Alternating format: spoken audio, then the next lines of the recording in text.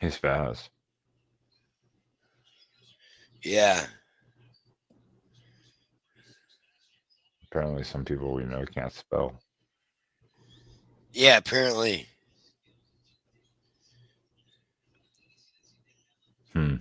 Shocking. Or show up on time. Fucking assholes. All right. Roll the intro. That's me. Don't worry about it. Sit down, Spaz. I got this. I got this.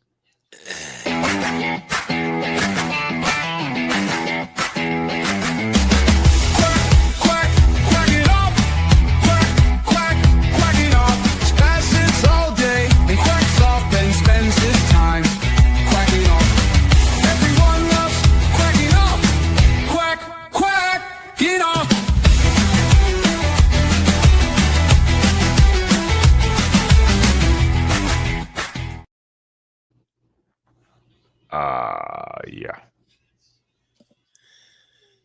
What is going on, everyone? Welcome right in here live to the Quacking Off Show, the Rutgers preview with a non existent third party host.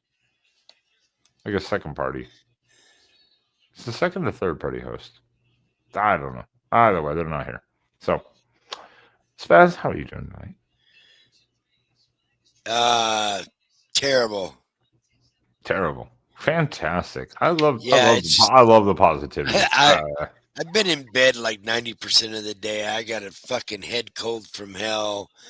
Uh, I've gone through a double roll of toilet paper.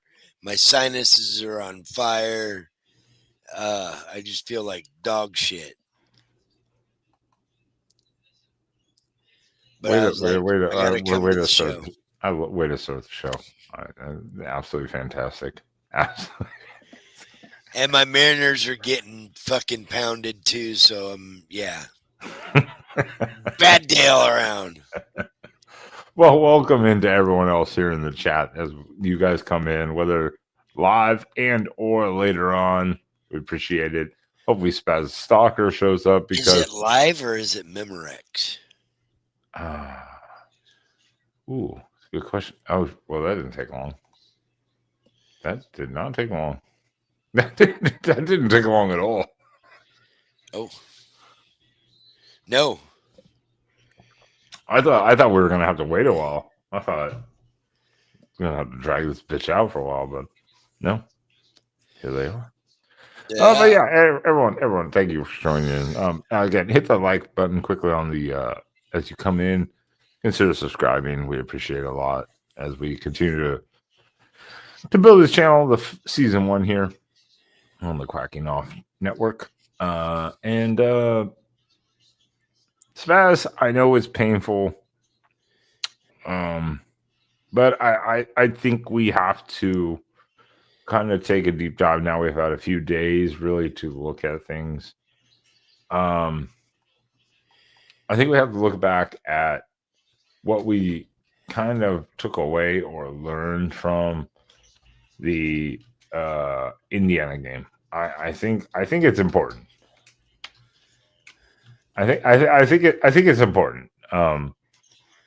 It's hard to it's hard. Like we said, we didn't know what we thought about the game at the time of the game.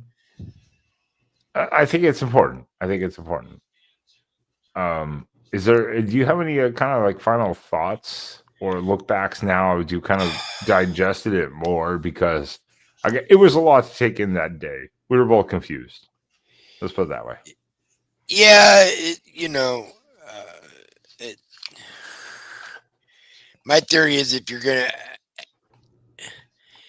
lose a fucking game, lose it now, lose it early mid season, because then they give you that last 6-7 weeks to really to push. Whereas when you're pushing all year like they did last year, you can tend to run out of gas. This kind of resets you. It resets your vibe. Okay, we got things we can clean up. We got things we can improve on. And let's just regroup and go from here. And hopefully that's what this team's doing.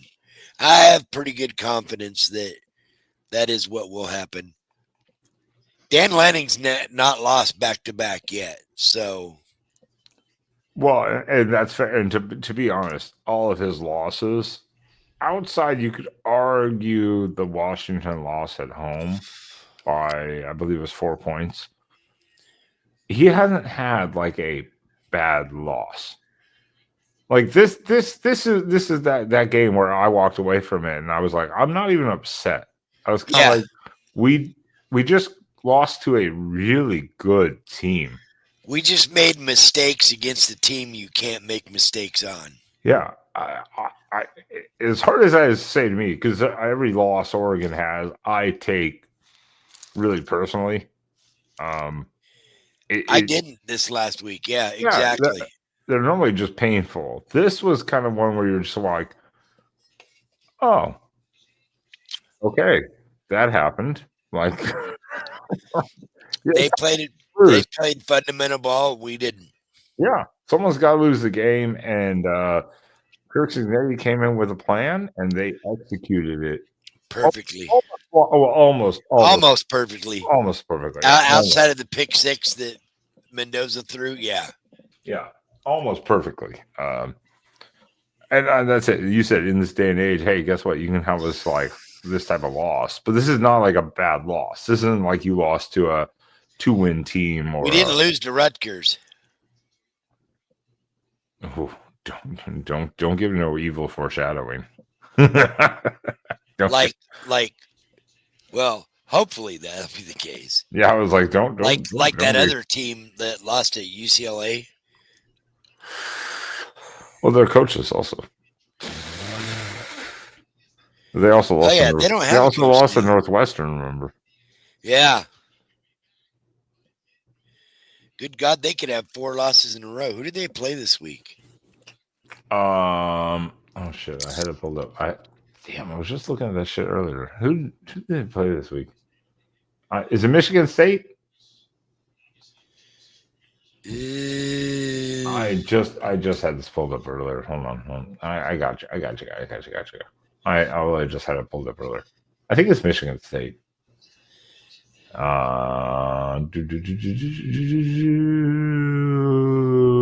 Oh shit! They're at Iowa. Never mind. Yeah.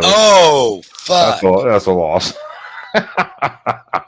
Interim coach, new quarterback.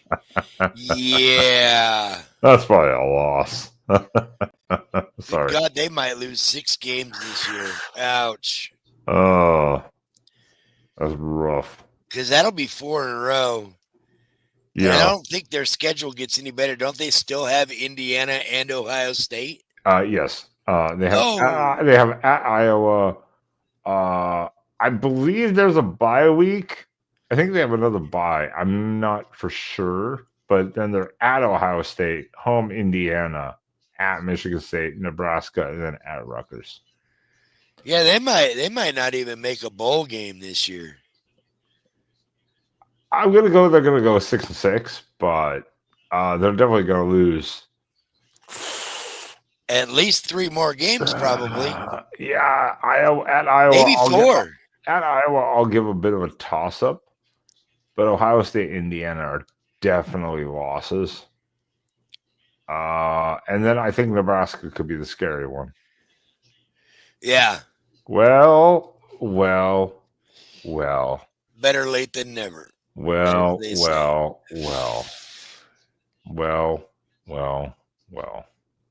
I still don't know if he's actually American, Canadian, or something else. But from our favorite network on the internet, the thing called the fancy internet, we will welcome in our next guest. Welcome in our Rutgers expert. Oh, whoa, you're from Canada. I am. This interview is over. What the hell? You're not invited, you're Canadian. You know, I am so honored to be on this show because all I keep hearing about is Oregon. They're going to write as he's wearing an SC shirt. Look at he's here to talk Rutgers. He's wearing an SC shirt. Look at this. Does Look at he the even have hypocrisy. Rutgers gear? First of all, I believe in diversity, and so I may have gone to USC, but I'm from New Jersey, so I can still be a Rutgers fan. Well, I'm very concerned right now. I have deep concerns for the Oregon fans because all I'm hearing is this talk. Oregon's going to bounce back after the Indiana loss, and no respect to Rutgers whatsoever. A Rutgers team that was up by 3 against Washington and Seattle, up by 4 against Iowa in the fourth quarter. This team is not to be taken lightly. So the question is, with this jet lag the Ducks are going to face, is there a possibility that Rutgers might have a game of its life and, make sure that the Ducks do not quack in Piscataway, a game which I was supposed to be at, but I won't be because I have to be in Georgia. But that's a side issue. So what concerns do you guys have about this Rutgers game? And are you ready to predict on this show that there will be an upset on Saturday? There will be an upset only if I end up in the bottom of the Piscataway River. It's not a bad place to be. I've been there. I'm telling you, it's not a bad place to be. I think I saw Jeffrey there once, and I thought it was nice. But anyway, no, seriously. I mean, one thing that concerns me at Oregon, they could not move the ball on the Hoosiers. No, our offense was flat last week. It really was. I mean, and I don't want to take away from what Indiana was doing. I don't, because I gave them all the praise I could because they deserve it. They absolutely deserve it. I don't know what the play calling was last week. It seemed very conservative. It seemed very just bland. Like every time we had a 3rd and 4, 3rd and 5, where were our short crossing routes? Where were the slants? They non-existent. Like they weren't in the playbook, and it was driving me insane by the third quarter. Yeah, I mean, as a Rutgers fan and the co-host of the Rutgers at the Voice of College Football show, which will never get any viewers if we don't win anything. Damn, Adam. Damn. But I tell it like it is. I'm honest. I don't BS. But I think in all honesty, my prediction is this. Oregon is immensely talented. Dante Moore is a great, great quarterback, and they have a very good defense. I think that the loss against Indiana was the best thing in the world that could have happened to Oregon because I think they're going to use this loss to propel themselves into the playoffs and a possible national title, kind of like when Ohio State lost to Michigan last year. So I'm going to predict Oregon 45, Rutgers 13. Whoa! We're not at score predictions yet. You're getting way ahead of yourself over here. I have a magic 8 ball, and I just said, "Is my score correct?" And it said, "Most likely." Okay, well, I'll take that. I haven't even made a slot here for score predictions on my notepad. I did zero prep for this show. I'm just gonna let you know ahead of time. Yeah, I've been sick. He's been down. Fuck. I did like zero prep on this. But I did want to say, look, we talked about this the other night on Monday night on the Voice of College Football Rutgers channel. The worst thing in the world that you wanted to have if you're Rutgers, you're like, man, we just went across the country. Now we're going to invite Oregon in. Now you get a pissed off Oregon team. That's got to be like the worst thing potentially imaginable. For a Rutgers team that's they're struggling. Like they're struggling. They can't put a game. They're not putting the games together. Like Rutgers is like doing good things here and there, but they're not putting like a full game together. That's why you didn't have to prepare for this game. We have it rough here in New Jersey. We got to deal with traffic every single day, accidents, angry people, French fries that cost $8. Okay, women who still have perms in their hair from the 80s. Bon Jovi still playing. And the worst thing that could have happened to us is that Oregon decides to fly into New Jersey, into Newark's Liberty International Airport, and come play us. I love Rutgers. I think they play hard. They try hard. I have a tremendous amount of respect for Shiano. But the worst thing that happened to Rutgers is they were losing that Indiana game. I think it's going to be a dominant performance by Oregon. I don't see Oregon losing again until the playoffs, if they do. Yeah, I think this is the one thing that we could have maybe used last year, something just to kind of, wake us up a little bit, realize you're not as good as you think you are. Any given Saturday, anything can happen. So now you're prepped, and I think your prep is going to be even more strenuous going forward, more serious. I think Oregon's game plan is going to be in that first quarter to come out just bombing away on Rutgers secondary, and I think they're going to play man-to-man coverage on defense on the defensive side and pressure our quarterback. And I think it's going to be a long day. I mean, I hate to be so negative about Rutgers, but they do have a lot of talent. They're just not there yet. So now, Spaz, if you end up in the Piscataway River, don't call for help, because if the EMTs come to you, they'll beat the hell out of you. Seeing that you're a Ducks fan, you're going to have to save yourself. You're just going to have to do it. So I guess that's a good point. That's a good point. You just brought up the bombing away here on the teams. Minus Spaz and not complaining the EMTs are calling 911. I think that's important too. Spaz, don't worry about it. Just drown like a champion. Just go down to the river. Just let it take you away. So is that one for the team? Is that your biggest concern then, Adam? Because I would say the biggest concern on my end when I'm looking at this game is Rutgers starts strong. Like their game plan initially at the beginning of games is pretty good overall, defensively and offensively. Like they want to attack on both sides of the ball. Then somewhere around right before halftime to like mid-third quarter, something goes awry and they just kind of fall apart. So what you just said that's your biggest concern is Oregon looking at that secondary and just going, hello. I'll tell you what's going to happen after I take an aspirin, because I'm starting to get a headache thinking about this game. Drugs are bad. Okay. It's only baby aspirin with a heart sit. Anyway, so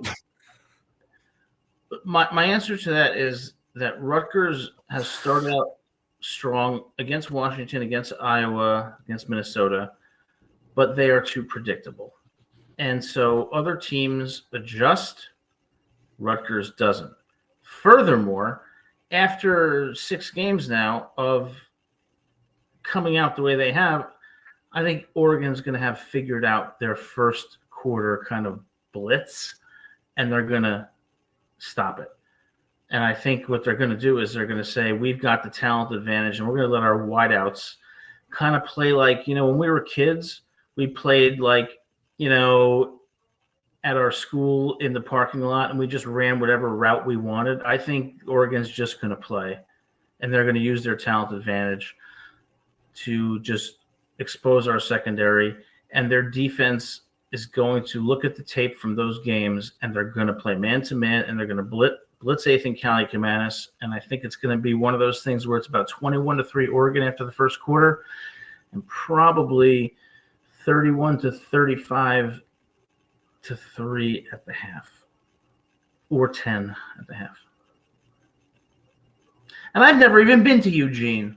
I'd like to go there because they have a lot of nice trees, and that campus looks very nice, and it seems like a lively atmosphere. But I got to tell you, I do respect Oregon, and I think Rutgers' weaknesses combined with Oregon's motivation is going to be great. But I am troubled tonight because I see Spaz wearing a Cowboys hat. It makes me think back to Troy Aikman in the early 90s when they won those Super Bowls. It was a nice era. But that era is long gone, Spaz. You can't live in the past. Nostalgia is a bitch. He hates me. Drugga. Drugs. Look out, drug train coming through. Who wants some drugs? Wrong show. That was Spaz. I had no control of that. I was just going to say he's muted, and then he was in the background pulling up other things from other streams. I always ask people this one question, like, that was great. That was perfect. Ask people, I say to family and friends, what's the one thing that is guaranteed to make you happy? And they say shit like marriage or purpose or passion. I'm like, no, drugs. And then they get all mad at me. I'm just kidding. Well, no, me, it's my college football team winning a national title. Until then, I'm going to be a miserable fucking person. Emotional damage. Damn it, Spaz. Was that you or Good Spaz? timing, Spaz, but no. No, I have a question. Those, all of those video clips, I'm going to lock those somehow. I'm going to lock them for this show. Those are not for this show. I have a question for you guys, which I've always been wondering about. I still don't understand what the hell happened in the Rose Bowl, because that was not Ohio State just dominating Oregon. It was something was off. I think that's what we got back to right now. With this was a great time for a loss, where it'll rejuvenate the team to go, hey, you've got things to do. You can do better, because as Oregon got on the season, they did that 8-week run that finished at Wisconsin in that 16-13 game. That was the 8th game straight, and then on the road. They got the bye. They dominated Washington. Cool. Then everyone, and I don't use this like as an excuse for Oregon, but everyone notes it from the Washington game to the Penn State title game to Ohio State. A lot of the team was sick. For whatever reason, whatever they had, they were like sick. But Ohio State came out with just a great game plan. One, they were like, look, our DBs were 5'11", their receivers are 6'2". Let them go and make plays. And our DBs were in great position a lot of times in that game. Yeah. But guess what? The ball was just in the perfect place. Yeah. Didn't matter the defense. It's just kind of one of those like perfect plays, and you just couldn't stop it. And that's just kind of what happened to me. And it was just a full-on blitz by Ohio State in that game. And Oregon just wasn't ready. But I think that's why this loss kind of tells the team, hey, you're good, but you're not great yet. Yeah. Watch out for Oregon. That Indiana loss is going to – and in that Ohio State game, it was one of those games where everything just went right for Ohio State. Every little thing. But – yeah. And, and we were we were talking with Big Dave last week about that, and he even had said how, a couple of the guys were sick.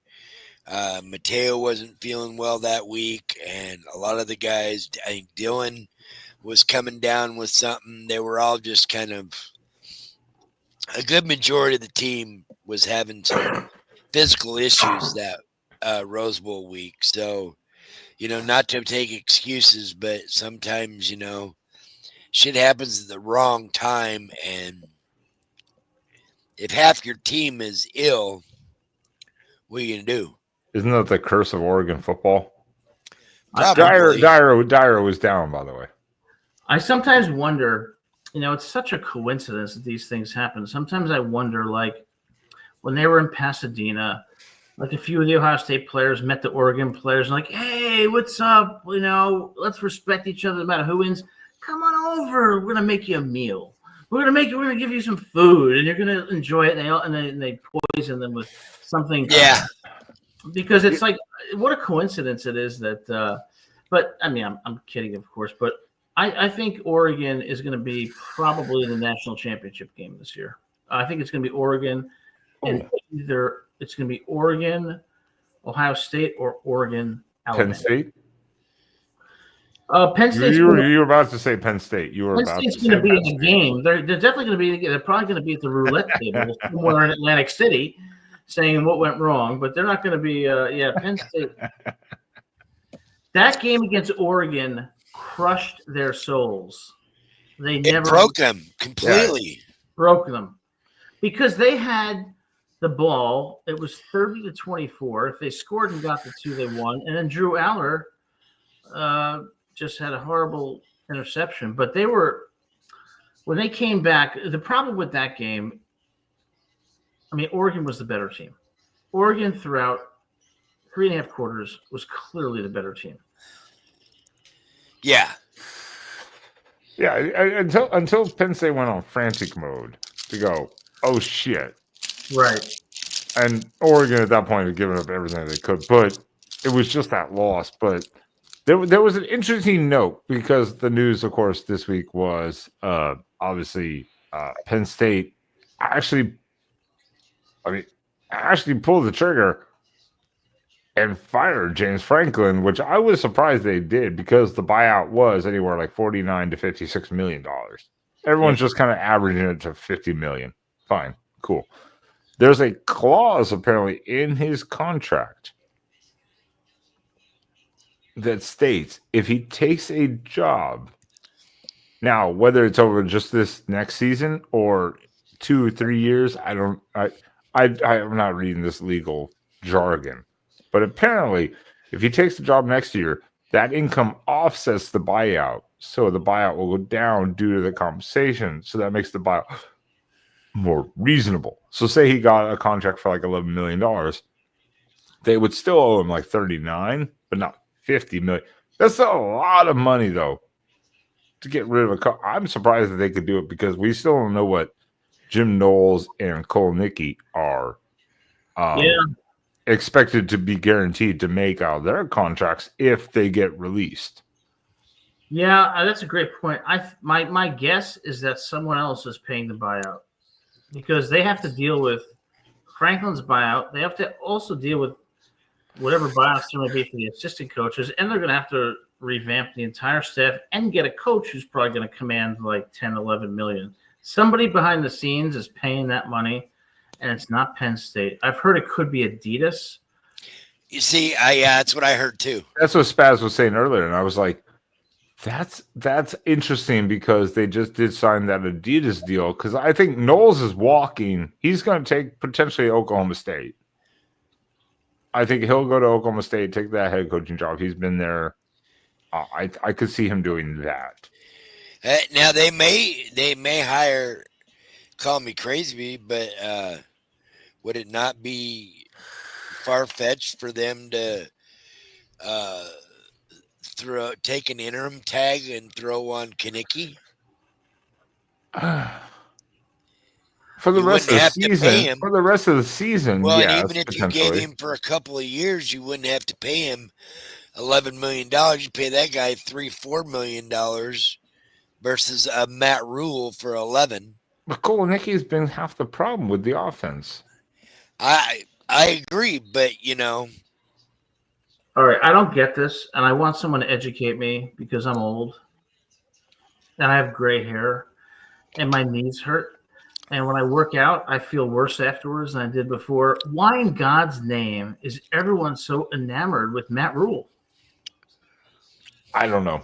Matt Rule is not going to he's not going to leave Nebraska. I know he was a Penn State guy, but look, he's just building.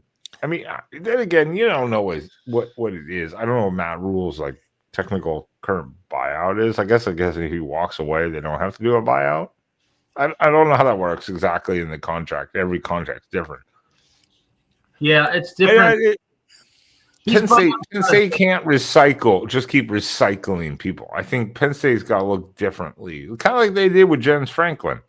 They looked at the guy who took Vanderbilt, a bottom-dwelling team, and took them to back-to-back 9-win seasons, which was, I am just unheard of at Vanderbilt. Way back, back then. I mean, that was unheard of. So, yeah, I think they got to look outside the box. But where do they go?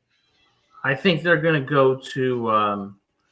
I think they're going to try to go big and try to get Ryan Day. I think they're going to try to get Kalen DeBoer. I think they're going to try to get Kurt Signetti, and I think they're going to strike out on every single one of them. And Kirk Signetti. Kirk Cignetti. Oh. Marcus Freeman, I Right. could see being maybe the most logical because Kirk Cignetti is not going to. Why? Kirk Cignetti is 64, 65 years old. He just rebuilt Indiana in year 2 already. You see it. It's so much better than year 1. Already so much better. You can tell. Why would he leave that to take a risky position when he could literally be at Indiana for 5 more years, retire an absolute fucking legend? I totally agree with you. I mean, expectations at Indiana aren't as high, but he's getting Penn State type resources. They love him. He owns the program, calls all the shots. Why go into a situation at Penn State where if you go 10-2, they think you're a failure? Yeah, I have a tremendous amount of respect for Cignetti, although he does remind me a little bit of Norman Bates. Remember that movie Psycho?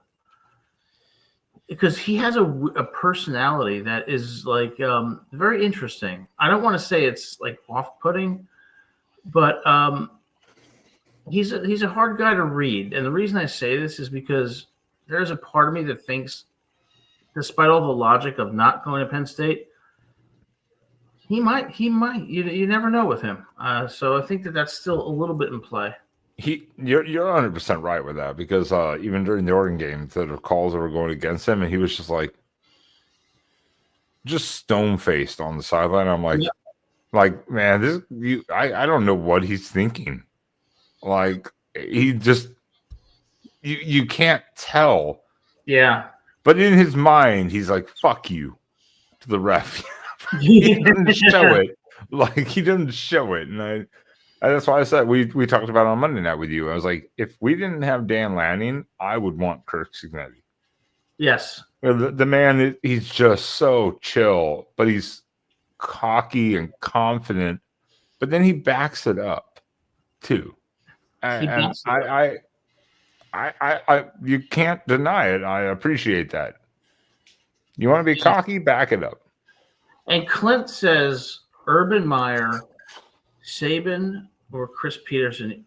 Clint, I don't disagree with you. I think Urban Meyer, going after Urban Meyer and Saban, why not? I don't think either of them will take it. What I see happening is what Spaz said. I think there's a possibility it could be Marcus Freeman. I think that's the most actually. I think that's probably their most legitimate, strong potential candidate hire in the sense of coaching experience at a higher level.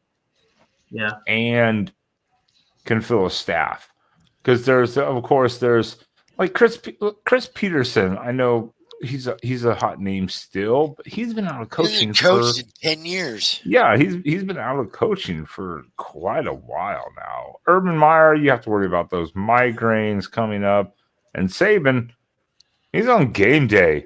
He don't have to do shit. Saban making money. And the other thing with Urban Meyer, you have to make sure he doesn't kick your kicker. Urban Meyer had a temper. He got angry.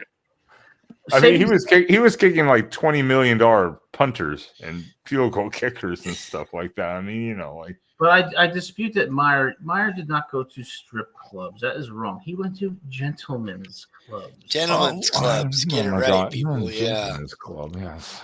I'll give you my dark horse pick. It's going to shock everybody, and I'm going to get called stupid, ugly, evil. Belichick. Belichick would be a better fit at Penn State than North Carolina. All right, I'm going to kick Adam off the show right now. Probably just kick him off this bitch.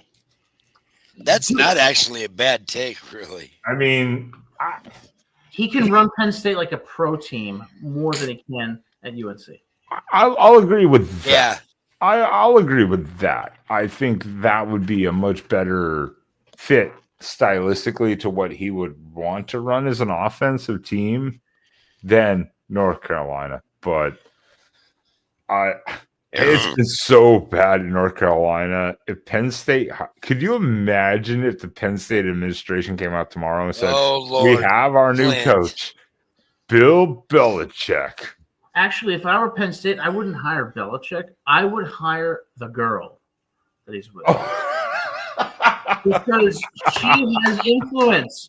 If she can influence a 6-time Super Bowl champion the way she is, look at what she can do with the players. I'm just saying. But Belichick is one of those, like a typical great NFL coach. He's thinking more complex schemes. He doesn't go, he's not a recruiter. He doesn't want to meet one-on-one with the kids and develop relationships. Where could he do that without and get away with it? He can get away with it at Penn State. Wow. But so, yeah. Clint's dark horse. Yeah, I just want to say a hello right now. I want to give a shout out right now. I would like to give a shout out to my girlfriend Grace. I call her Gracious. Is that our stalker up here? Hold on, she's been gone for a while. She's just texted me and said she found this show and license. So I'm going to give a shout out to Gracious and say, Grace, I hope you enjoy the show and please take care of our cats. And Grace, stop stalking you should look more Spaz. excited about this than you do. Stop stalking Spaz. Although he enjoys it. So what do you guys think Penn State's going to do? I don't know. I have no idea, to be honest. I know there's the top candidates. Marcus Freeman, I think, is a realistic top coaching search. I know everyone has Will Stein as a potential coaching candidate on their roster. I know, they would not be doing due diligence if they didn't just call their agents, And Will Stein, remember, is 1-1 against Ohio State, 1-0 against Michigan, 2-0 against Penn State. So, I mean, they have to do their due diligence, but he's never been a head coach. So I think Marcus Freeman is maybe their potential top hire. Or Clint brings up a good one too. Maybe an NFL assistant, maybe an NFL offense coordinator somewhere that they could poach. Maybe Will Stein is one of those people where you could give Will Stein any person on the face of the earth and say, make this person a quarterback, and he will actually be able to do it. He is that good. But I don't know if I see him as a head coach. I think Marcus Freeman, would be foolish to leave Notre Dame. Because I think so too. I mean, you're at Notre Dame by all means. As long as if you're in contention with the playoff every year, they're not getting rid of you, and you're not unlikable like Brian Kelly. So, and you're coming off James Franklin. So guess what? Penn State's fans and their AD are thinking. They're so hungry for a national title, even though they haven't won one in 39 years, and they have a very inflated view of themselves. Why would I want to be under that pressure? And that big bully, Pat Kraft, that athletic director, the nerve of him coming out in that press conference and saying, James Franklin's not, a wonderful guy, but that said, Penn State is the most elite program in the country, and we're here to win national championships. That's like someone who gets divorced 20 years later saying, you know what, we still have a great marriage. I mean, they haven't been an elite program in years.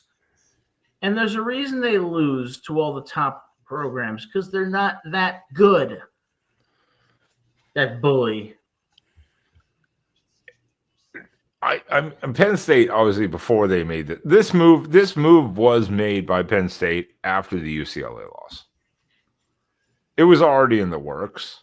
Let's not get crazy here. They didn't just make a decision the night after the Northwestern game, but that was the final. But they'd already been looking into how to do it. So they already have a list of people in mind. They've already contacted agents, I'm sure. Who it is, we will see. We will see. I wish I had a minute with James Franklin. Hi, Grace.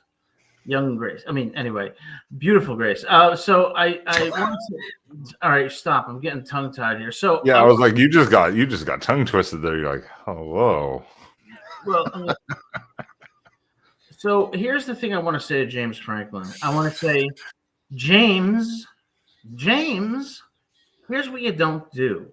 Before the season, you don't tell the entire everyone in the Lash building, this is the best roster I've ever had. We're going to win a national title. Give me all the resources I need. Bad mistake. Number two, you don't put your bets on Drew Aller. I think that's what sunk him. It was like, I think they were thinking of firing him after last year, but he went to them and said, I'm going to have the best roster next year. Trust me, this is going to be the year. I think he said that to save his job. And then he flopped. And that was it. Spaz he's leaving. I'm going to report Spaz missing. You should. But in all fairness, I mean, they went to the semifinal of the playoff, and he had returning running backs. He had his returning quarterback. He had a lot of defensive players coming back. They did go out and get receivers to help them out because the receiver corps sucked really bad last year. Yeah. But there's the core issue, just like you said. There's the core issue of Franklin and Aller. Yeah. And the two of them know how to bring absolute heartbreak to a fan base. He hopped on the wrong horse, and what he did was he oversold to the administration. I bet you after that loss, because, yeah, they made it to the semifinals, but they made it there because they beat Boise State and SMU. Yes. You know, Ohio State beat what? Texas, Tennessee, Oregon. Oregon, yeah. So they had a pretty easy path to the semifinal, but I think they were pissed off at that. After that, I think they were like, Franklin, we may have reached his ceiling. And he said, no, guys, we're going to have the best roster in the country next year. And he put all of his chips on Aller. And when they lost to Oregon, you know, looking ahead to Ohio State and Indiana, that team was crushed. And that was the end of it. He said they didn't recover from the Oregon loss. He did say that. I can appreciate a coach at least acknowledging, like, hey, yeah, we just never quite got over that. But that's also a bad excuse for a coach. Like, that's your job. That's like, I mean, you have 100,000 people in a whiteout, and you just you didn't come out. You came out flat. And sure, you came back late, but you came back late in large part because Oregon has to play conservative on offense, and they're probably playing a little prevent on defense. But then in overtime, when it got back to being a game, I mean, Oregon still dominated, and they were the better team. And Franklin, his shortcoming was that he bet on the wrong players and oversold his team to save his job, and it bought him 5 games, and that's it. He's rich. Who at the end of the day, who gives a shit? He's rich. I mean, yeah. By the way, I'm mad at you guys because you guys keep talking about who the next Penn State coach is going to be. You never ever once said maybe me. Well, yeah. Adam, if you get hired as the next Penn State coach, then we get free season passes for life. For promoting you as the next Penn State coach. I owe you guys 2 plane tickets after this debacle where I have to go back to Georgia. But I'm gonna go to Eugene next year. I think we're playing guys in Eugene. Is the 2026 schedule out? I think it is. I think that it probably is. I haven't. I'd have to. Hold on. I got you. I got you. I got you. 2026 schedule. If I was hired as the coach of Penn State, I would probably be murdered within days. But it does go to a point I always have made, which is, let's imagine they hired me or either of you as the head coach of Penn State. Do you really think Penn State would have more losses than it otherwise would if it had, say, Marcus Freeman as the head coach? I would say possibly not. I don't know. So I'm looking at the schedule next year. No, we don't play Rutgers next year. No. It's Boise State, at Oklahoma State, Portland State Vikings, at Illinois, at Michigan State, Michigan, Nebraska, Northwestern, UCLA, Washington, at Ohio State, at USC. Now, all to be determined to a degree in the timing and right. stuff like that. But that's the schedule. So we don't play Rutgers next year. Next year's schedule is actually pretty brutal. That's pretty bad. It's like Boise State, never fun to start the season, especially at Oklahoma State. We'll see what that happens with. At Illinois, at Michigan State, Michigan, Nebraska. We'll see what UCLA and Northwestern do. Then Nebraska we have Washington and Michigan here. Yeah, and then we have Washington at Ohio State at USC. That next year is actually a pretty brutal schedule. That's not going to be playoffs. You're going to have to beat USC, and I think you will, because they're going to lose a significant number of their wideouts. But is Dante? What year is Dante Moore? He's a redshirt. Yeah, he's a redshirt sophomore, right? Yeah. And your wideouts, are they all like seniors, or are they coming back? Well, DeCorey Moore is a true freshman. Gary Bryant's the only senior receiver we have. He's a senior. Benson's a senior, technically, isn't he? And aren't you guys young on? I think Benson's a junior. I think you have a young team, don't you? Yeah, we have like the youngest team in the big. Oh. So when was your first national title? Was that in 2000 and? First appearance? First appearance. Was that in 15? 2010. 10. Who'd you lose to? Was it Ohio State or was it Auburn? Auburn. Okay. And then 14, we lost to Ohio State. I think Oregon's first national championship is likely to come this year or next year. Because in 2001, we got screwed with the AP voters to give Miami their shot against Nebraska, even though. And we destroyed Notre Dame in the Fiesta. No, Colorado. Colorado, yeah. Who destroyed Nebraska the week before or something like that. Wasn't it 2001 national title Ohio State, Miami? Yes. Okay. No, that was Miami, Nebraska. Oh. No. Yes. It was Ohio State. It was 2000 or 2001. So we can't confuse the years because that was the year Colorado beat the shit out of Nebraska, but they sent them to the national title game to face Miami instead of Oregon, who lost by 3 or something against Stanford. That was our only loss. Then we beat the shit out of Colorado. Yeah, Troy 5 is saying 2002. So I think 2002. Okay, yeah, that's why I said we got to get a year straight here. It was one of those years. Yeah, that was the first year we got really screwed out of it. Yeah, Troy 5, I stand corrected. 2002 was Ohio State, Miami. The other one was Miami, Nebraska, or Colorado, Nebraska the year before 2001. And who won the Ohio State Miami game? I will give you the answer. Miami won the game, except for a ridiculous. There was no pass interference. Don't even give me this bullshit. There wasn't. There was. Miami should have won that game. That was not pass interference. There was. See, what gets it here? I was like, yeah, it was 2001. Yeah, it was 2001. I was like, let's not get our years and our off season is later. That the one that? All right, Troy 5 is going to absolutely kill me right now. But Troy 5 has a point. I'll tell you why. Because there was another call. I like this Troy 5. We're going to start calling Troy instead of Troy V. We're going to start calling Troy 5. I like this. I like it. Troy 5 is saying bullshit. I'm going to guess Troy 5 because there was a play in the fourth quarter where I believe Miami fumbled the ball. Ohio State picked it up and scored a touchdown. But the ref said it was not a completed pass. So Ohio State would have iced the game with that. So he does have a point.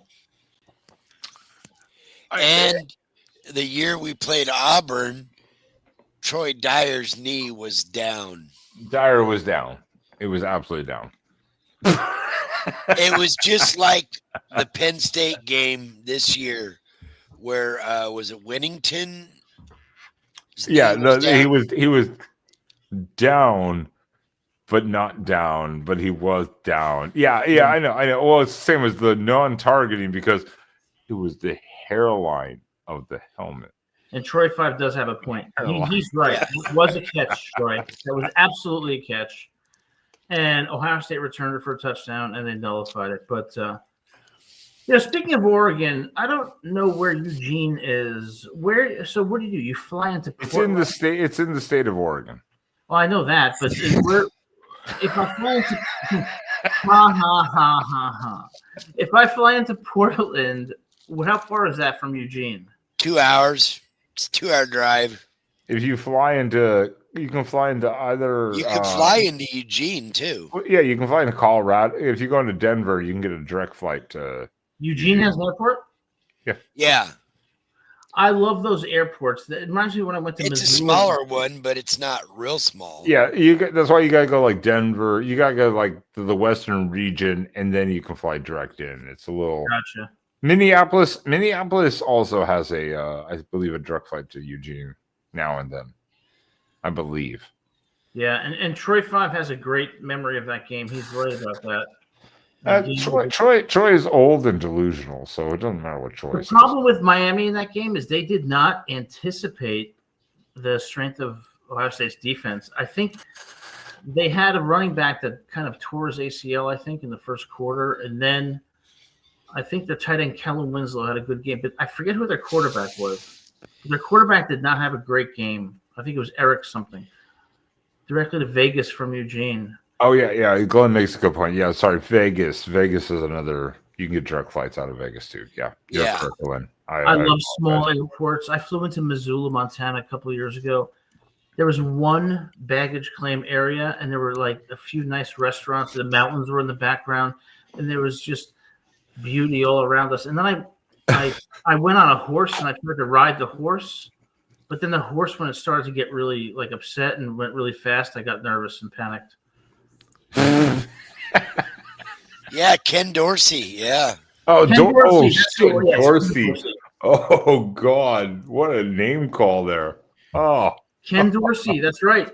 Anybody remember Gino Torretta? Gino Torretta. Yeah, and then who was the running back that tore his knee in that? I want to say, was it Willie? No, was it? Yeah, it was or Willie something. A star running back. Come on, Troy, help me out. This is gonna hurt. Willis McGahee. Willis McGahee, yes. Oh, you guys are killing me. Some of these name calls, man, you just like hear them, you're like, how did I forget about that guy? McGahee. Yeah, there he is. That's Troy. Troy's a little behind, but he got injury. Like it was just like I think he was like a sweep to the right or something, and he just. But Ohio State, I mean, they were the better team that night, and who was the coach of Miami then? It was. Oh God. I hate Erickson. No, it was no. Was it Larry? No, not Larry. Oh God. Oh, everything that Miami does is so forgettable. It was right after Jimmy Johnson left. Yes. Oh gosh, I forget who it was. I'm gonna have to Google this. This is Larry Miller. No. What? 2000, right? Are we talking 2000? 2002. 2002 Miami coach. Larry, no, was it? Larry Coker. Coker, yeah. Larry Coker. Oh my God, Coker. How do we forget Coker? Ray 5 is totally on the money tonight, 100%. Oh. I'll still never get over when I was like 9 or 8. I was watching the Nebraska-Miami game, and Tom Osborne went for it for 2. He had Turner Gill, Mike Rozier, and they missed it. That was the Vinny Testaverde game. Was that really? Yeah. That was the Vinny Testaverde coming out party with Howard That was the Testaverde? I remember I was 9. I was crying. I'm like, I want the people to win in the red helmet with the N on it. And they didn't. It was such a close game. That was a great national championship. But then Jimmy Johnson, he had, God, who did he have on that game, on that crew? He had Dwayne The Rock Johnson. He had Mario Cristobal. He had Michael Irvin on that team in like 98, 97, 98. Was Ray Lewis on those teams? Ray Lewis was on those teams, yeah. Miami was a beast when Jimmy Johnson was there. Yeah, Jimmy Johnson. Schnellenberger put him on the map. Jimmy Johnson was good with the Cowboys too, but then Barry Switzer took over, and Barry Switzer had a relaxed approach to coaching the Cowboys, and it pissed me off so much. Yeah, those Cowboys teams, like in '90s. Troy hated it. Yeah. Yeah. You watch that Cowboys documentary. Troy hates. He's on the sidelines like, this is Bush League, man. This is fucking bullshit.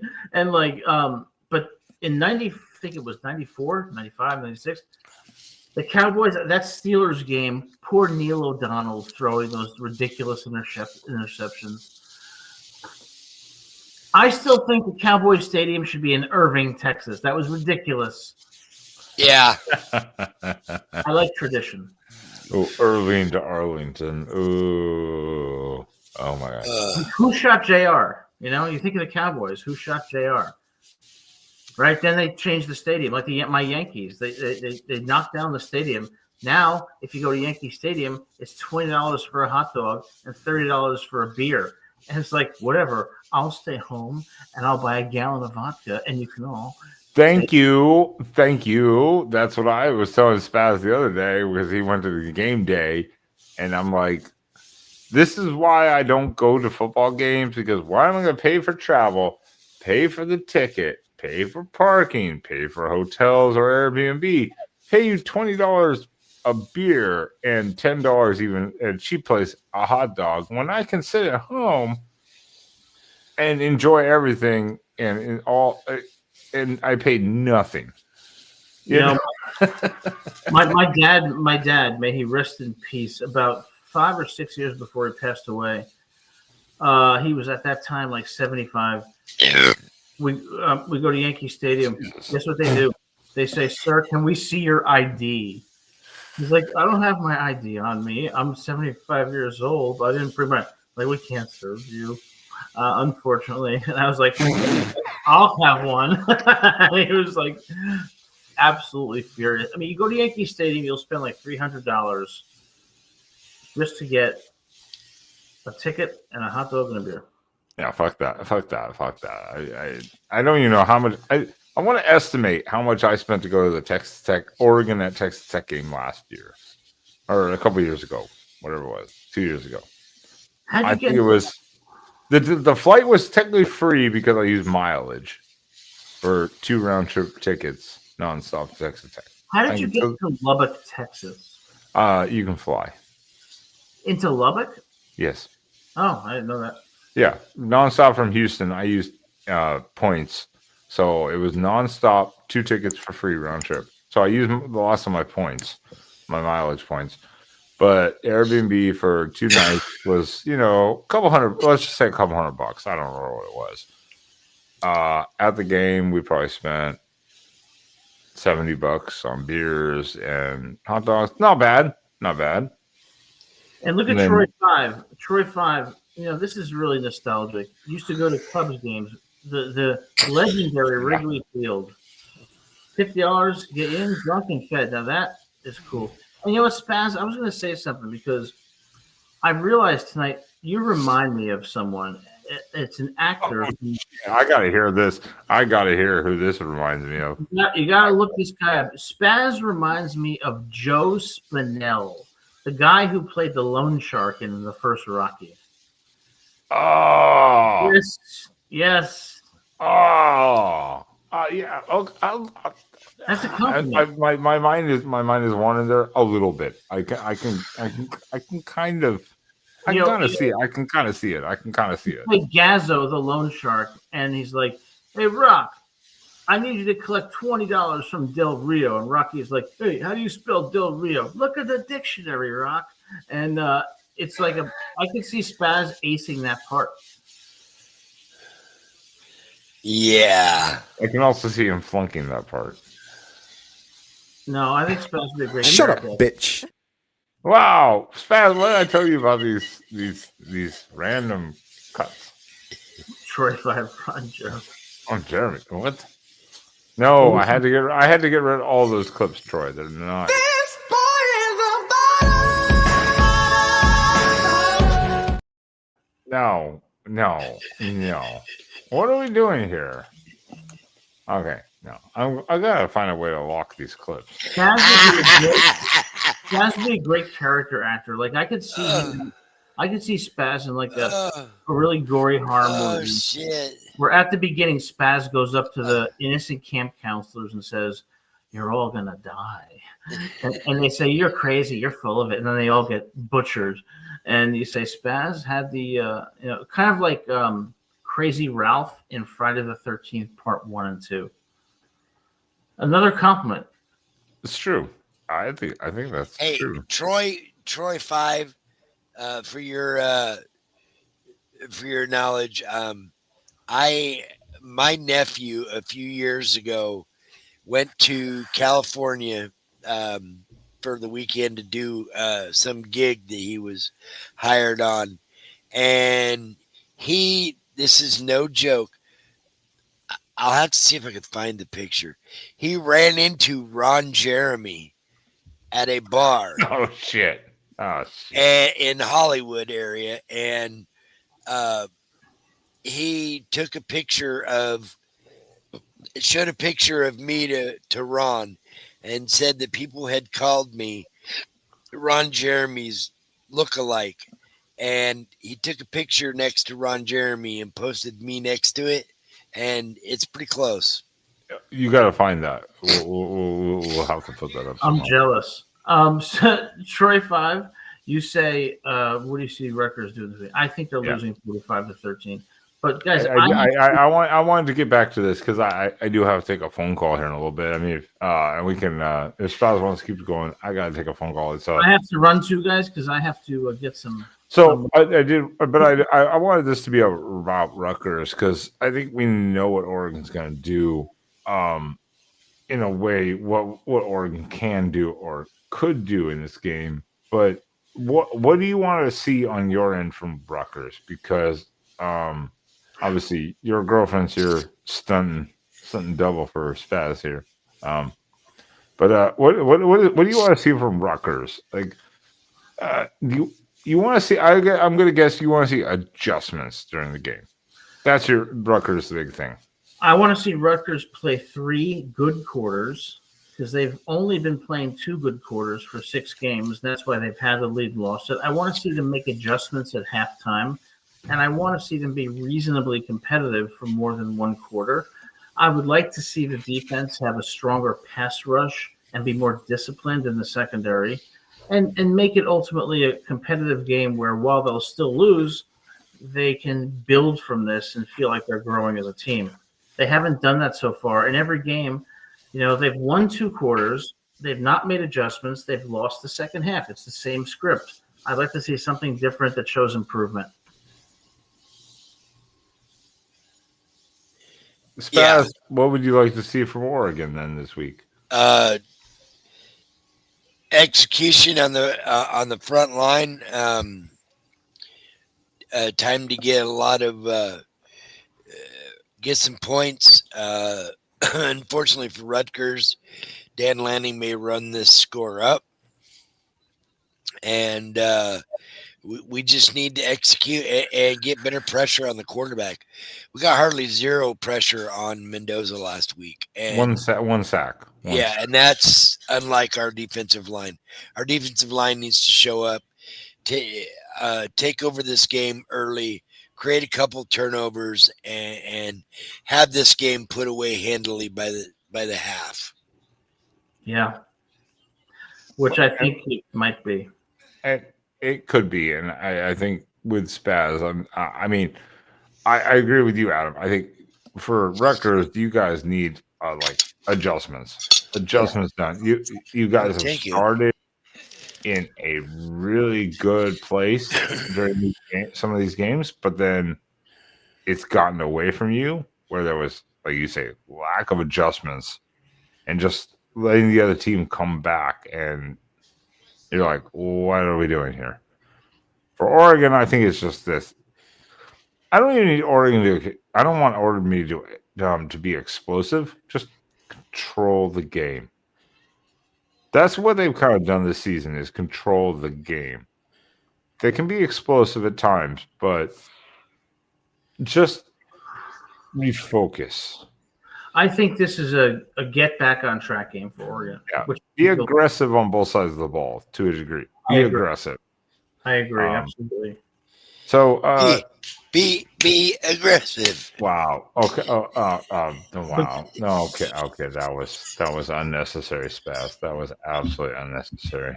But guys, I must run now because I'm going to say goodnight to my mother, who is getting ready for bed and who still tolerates me after 49 years.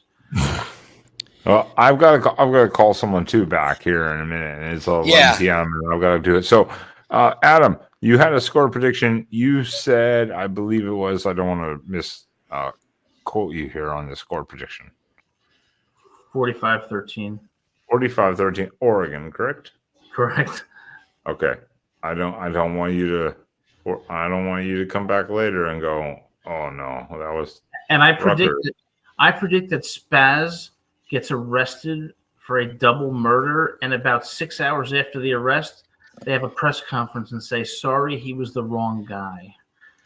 Ooh. Oh, okay. Well, if that happens, I will give you the score win of the week. I will nominate you. I'm going to put a special star next to that because if that happens, my God. You never know. But guys, thanks for the show. I really appreciate it. 56-10 Oregon. Ooh. Okay. Adam, we'll let you run. We'll let you run. Great talking to you guys as always. Yep. See you, buddy. You don't care about our score predictions anyways. Get out of here. Your stalker is going to creep Spaz anyways. Troy, you're banned. Yeah, Troy's banned from this show. What do you have, Spaz? What do you have? 56-10. You're pretty close to a lot. This is what sucks this year. You and I are in tune with our scores where they're very close. Where literally like a safety can make the difference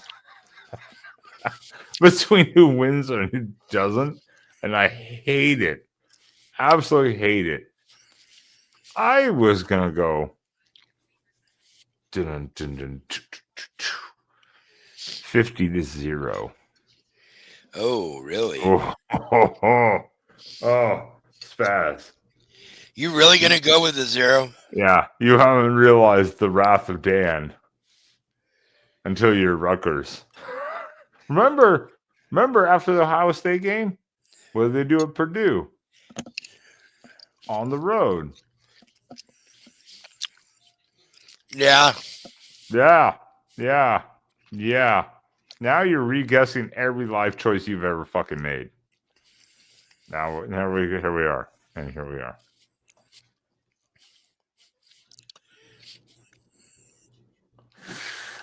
Shut up, Troy.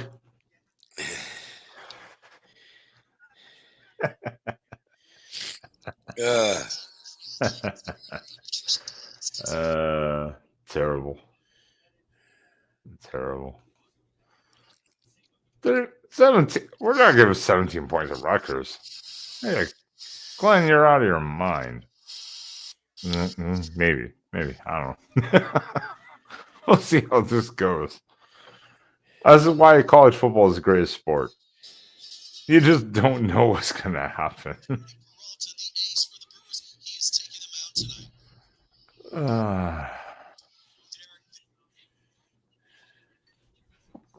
All right. Well, we spent like half the show talking about James Franklin. Spaz, do you have any other news or information? No. News is I'm gonna chuck down eating food and go to sleep. No one's watched any Rutgers game. Of course, Glenn. That's true. I didn't study it for this. No. Yeah. Well then, yeah. Hey. It's Wednesday night. Let's see, Thursday, Friday. Cool. Nothing happened. Okay, cool. Yeah. Check out Adam and Gabriel. It is, I believe, right? Gabriel, over there on the Rutgers Voice of College Football channel. We were over there on Monday night talking with them about this game, and probably a little better insight that night than this night. This night we spent way more time on James Franklin and Penn State than anything. But hey, you're going to do what you're going to do, right? So, Right. Other than that, I guess everyone, one, thank you for being here. One, hit that like, hit that subscribe if you can.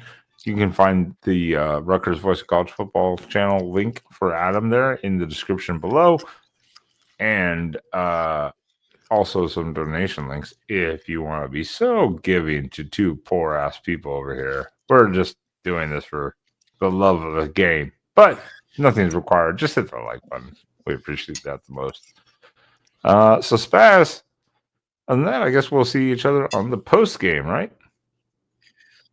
Yeah. Which will be Saturday night. I don't have it in front of me. I apologize. I think it'll be like about 9 p.m. my time, 7 p.m. Pacific, something like that. Yeah, 7:30. Something around that time. So definitely check us out for the post game following the Rutgers game. Hopefully the rebound game that we need. Otherwise, we're in Penn State territory, and that will not be pretty. I don't know what Spaz is eating, but he is chewing it like fucking dirty dog. Pork chop. Pork chop and applesauce. Perfect way to end the show. Perfect way to end the show. Pork chops and applesauce. Right. Now, everyone, see you on the post game. But as usual, Spaz, I don't want to forget because you'll bitch at me later. Fuck the Huskies. Fuck Washington.